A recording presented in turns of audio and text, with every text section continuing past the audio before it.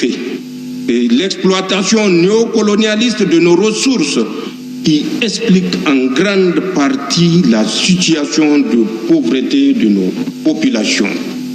Nous ne pouvions plus accepter de laisser nos pays dominés par ceux qui veulent nous maintenir dans la pauvreté, tout en faisant semblant de nous aider et exiger de nous gratitude et reconnaissance.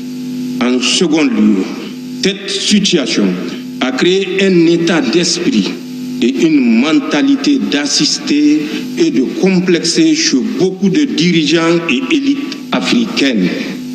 De ce fait, des contrats léonins ont été imposés à nos pays et un réseau complexe d'influence et de contrôle a été mis en place pour contrôler nos sociétés. C'est cette même mise multiforme qui explique le comportement de certains ressortissants de l'AES et des Africains complexés qui nous combattent au lieu de défendre leur peuple meurtri, pillé et humilié. C'est cette même mise qui explique tous ces contrats inégaux qui leur permettent de piller nos pays. C'est cette même mise qui explique que des dirigeants africains soient convoqués dans une multitude de réunions inutiles, coûteuses et inefficaces. Mesdames et messieurs, ce que nous avons fait, tous et ensemble, dans nos pays respectifs et collectivement au sein de notre confédération, c'est simplement en toute responsabilité et souveraineté de mettre fin à ce système et d'assurer désormais les intérêts supérieurs de nos peuples. Nous avons ainsi mis fin à la présence dans nos pays de toutes les forces d'occupation et de prédation pour assumer notre sécurité par et pour nous-mêmes.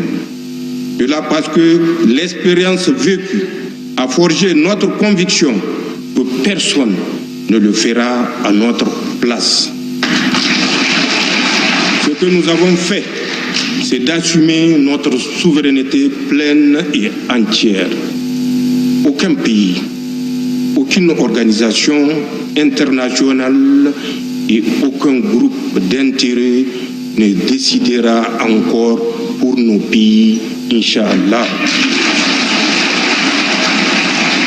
Désormais, les décisions qui concernent nos peuples se prennent à Ouagadougou, à Bamako, à Niamey, sur le territoire confédéral par les autorités de la Confédération et pour les citoyens de la Confédération et nulle part ailleurs.